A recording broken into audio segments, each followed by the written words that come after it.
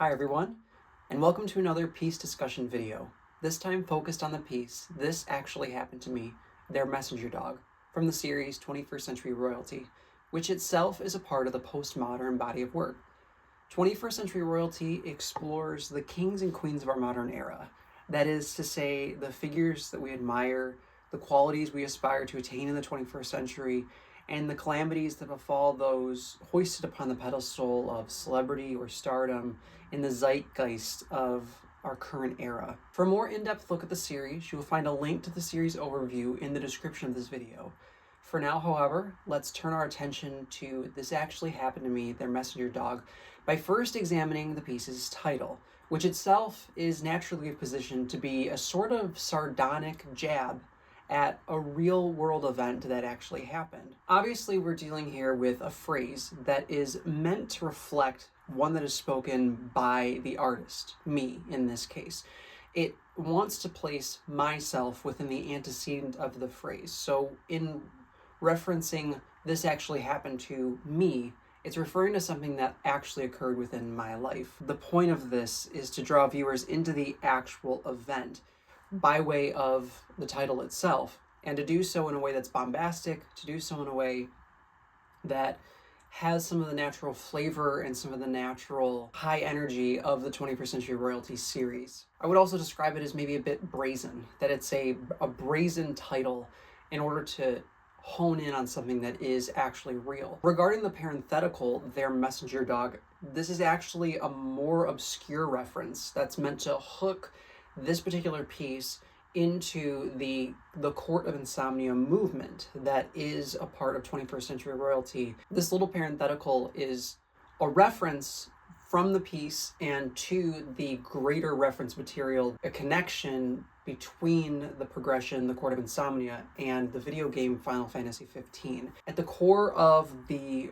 Court of Insomnia progression, which is 5 pieces in total, there is this extended metaphor between the story and world of Final Fantasy 15, that video game, and these particular iterations. And so Their Messenger Dog is the parenthetical phrase within This Actually Happened to Me, Their Messenger Dog, that is tying back to that reference. One particular characteristic of those pieces within that progression for 21st Century Royalty is that the titles themselves reflect part of the extended metaphor. In this case, This Actually Happened to Me slightly diverges from that, which is why Their Messenger Dog is the parenthetical in this case. So it's not to say that it isn't connected in the same way, more so to say that this iteration in particular is a unique one in that it's obviously slightly smaller work and it preceded the other 4. And as such, its distinctiveness in terms of the title being connected to that metaphor is just slightly off, if that makes sense. Turning now away from the very long and convoluted title, I want to talk about the composition of this piece. As mentioned, this is a 10 by 10 piece, which makes it different from the others in the progression because each of those in the progression, the Court of Insomnia, are minimally 12 inches by 12 inches. Looking at the broader, the 21st Century Royalty series, all other pieces as well in the series are minimally 12 by 12. This piece, This Actually Happened to Me, Their Messenger Dog, has the distinction of being the only piece as of the recording of this video and the time of the piece's production of actually being smaller than the 12 by 12 standard within the series itself. I wanted to compose the piece in a way that resembles a missing ad or a Have You Seen Me poster or advertisement that you might have seen in a bygone era. It's a highly square and linear work that is meant to draw attention directly back to the canine. The dog at the center of this piece is meant to be obviously the central fixture and the thing that all of the elements are drawing you back towards. It's surrounded by words that naturally, as you read them, would kind of bring you back towards the center. There's always somewhat of an angular motion that's trying to direct the viewer's attention back to the dog. Obviously, there are several aspects of absurdity to this piece, notably with the obnoxious barks that are riddled along the canvas, as well as a violently wagging tail that is noted as such, all of which is meant to give life or animate the dog within the image, so that it's not to say it's just some kind of dead image of a dog, but rather to give it some life as though it's actually there and present. Regarding the color palette, this piece introduces purple and gold, both of which are characteristic of the Court of Insomnia progression in 21st Century Royalty. It was with this particular progression where those two hues were introduced, and in this piece specifically, we are seeing them used for the first time, and done so in a way that's meant to give it a touch of ironic glamour and flair, especially in conjunction with this idea that I'm trying to create of a missing or wanted ad. It's a little bit incongruent that you would have that bedazzled, so to speak, or bedecked in some kind of finery, but that is the nature of the Court of Insomnia pieces in 21st Century Royalty, this sort of augmented or added pomp, if you will.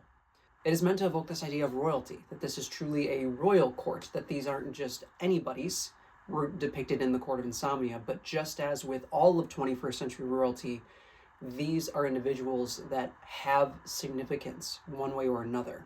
I think this is also a good time to mention that a more comprehensive look at the Court of Insomnia progression within 21st Century Royalty is also available at your disposal, and I will link that in the description below to help you get a better idea of what particular advancements to the series that particular progression made. Moving on now, I want to discuss the conceptual aspects of this piece itself and what is trying to be expressed by all of these details that I was mentioning. First and primarily, of course, is the scam attempt that was made on me that is the subject matter of the title's phrase. So this actually happened to me. Their messenger dog refers to a scam attempt that was made on me in November of 2022. This occurred on Instagram, and I was contacted by an individual who wanted me to draw a portrait of his dog. So I was essentially being commissioned drawing a portrait of this dog. The client was very jovial and very cordial, and the conversation was very real, frighteningly real probably. But ultimately, it would not come to pass. The details of this are kind of condensed on the piece itself, and that is the description that's used on the piece behind the dog as you read it. But to give a more clear idea, the client wanted me to do it for a very low amount that was extremely low. One that I would only agree to do because at the time, finances were very difficult for me, and so it felt like a natural thing to sort of take on this opportunity in spite of what might be a loss or might be more of a burden. However, when the client then wanted to send me payment, he sent me an overage payment for a check to somebody that had nothing to do with the client or myself, with a very strange address. I was instructed to cash it in spite of the fact that it had nothing to do with me, and that I could refund the client with the overage from what we had agreed upon for the amount. And it was obviously, thanks be to God, at that moment when I recognized that it was a scam. And so things were immediately shut down. Prior to that, however, the client had sent me the image that he wanted me to use for the commission. And the image is the actual dog that appears in this piece. So it's very likely that whoever did this obviously found the image online, said that the dog's name was Zoe, although that was obviously probably not the case and just a name that the scam artist came up with. But in any sense, this is ultimately what instigated these qualities of the piece itself. So the dog that you are seeing in this piece, again, is more or less completely unknown to me, but it is the dog that the scam artist was wanting me to draw. And so, ironically, I did end up doing the commission in sort of a backhanded way. This is where the idea of a wanted poster or missing ad comes in, because the actual owner of this dog is completely unknown. The actual name of this dog is completely unknown. And I wanted to sort of position it as though the spotlight is now focused on the situation that happened and the ramifications that would follow as a result.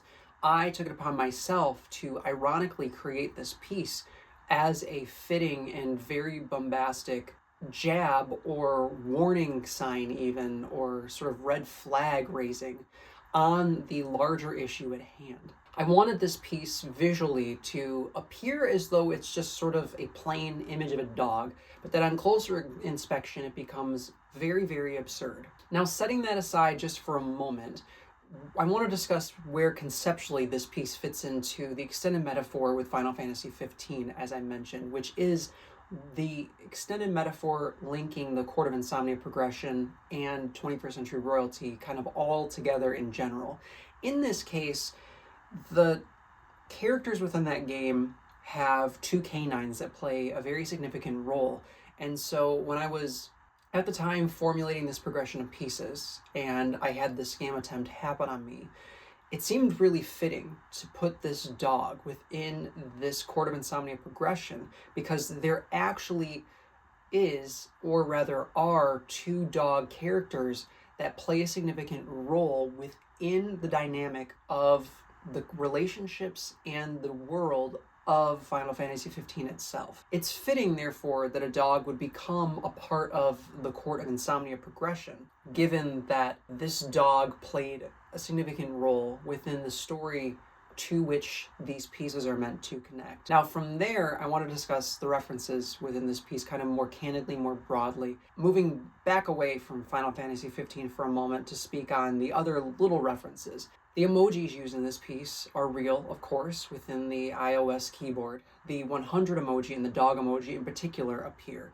And the reason for that is because those were emojis that were actually used by the scammer in our conversation. So as mentioned, it felt very real, and the scammer was deliberately trying to be conversational, to be sincere, as though he was having a real conversation with somebody on social media. So he was using actual emojis. In the top right corner of the piece, there's a reference to the famous misquote from the Apollo 13 mission, which is "Houston, we have a problem." In this case, I have kind of paraphrased it a bit to be "Houston, we have a serious problem." I'm using this quote as a means of pointing to the fact that my incident with the scam artist is not isolated, but instead emblematic of a societal issue we have in the 21st century of predation online towards vulnerable people. Artists in particular are one of those groups of people who are highly, highly victimized by scam artists, by all kinds of schemes online, particularly when it comes to money, because we struggle desperately with money oftentimes. There are plenty of struggling artists in the world, and they probably fill an entire demographic of their own. We probably do. And Instagram in particular, which has become very, very versed as an object in the art world that is used by professionals and used by very respectable institutions, has become sort of a breeding ground for all of this terrible activity. Obviously, it's a great tool, but at the same time, the scammers and the people who want to do harm and steal know that it is a haven for artists now. And so I wanted this piece, by referencing, making these little references, making these jokes and this absurdity, I wanted it to represent the fact that there really is a serious problem. This piece was produced in 2022, completed at the very beginning of 2023, when obviously this was a very major issue, but I feel as though it's something that continues at the time of this video and will continue well into the future. I do not foresee this ever becoming something that's ever sort of closed or a closed issue. Rather, I think in the future it will just continue to mutate and maybe find its way onto other platforms or in other forms. But in general, predation online is something that not just artists struggle with, but many, many individuals do. And that's why this piece itself is meant to highlight this very, very serious issue within the 21st century. So moving now back to the reference made that ties this to Final Fantasy 15, it's the phrase in the bottom right corner, "I wish this was Umbra."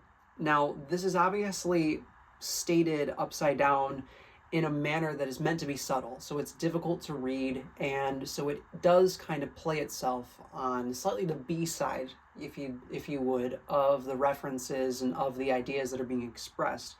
Umbra is the faithful servant of the oracle figure Lunafreya in Final Fantasy XV.